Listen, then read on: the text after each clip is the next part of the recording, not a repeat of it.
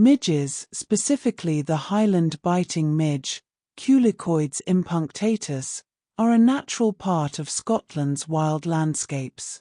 They thrive in cool, damp, and still environments, and their activity follows a predictable seasonal pattern. Peak midge season. Late May to early September is the classic midge window. June–August are the absolute worst months in most Highland areas due to warm humidity and lush vegetation. Many Scottish outdoor websites use live midge forecast maps.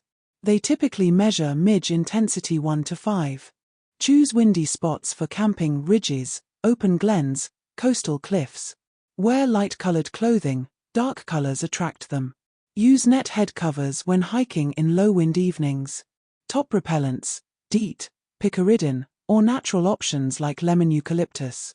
Camp away from stagnant water, shaded trees, or boggy ground. Hello and welcome to Scotland. I finally get my travel guide. I am so excited to get this travel guide. Link below in the comment of this video.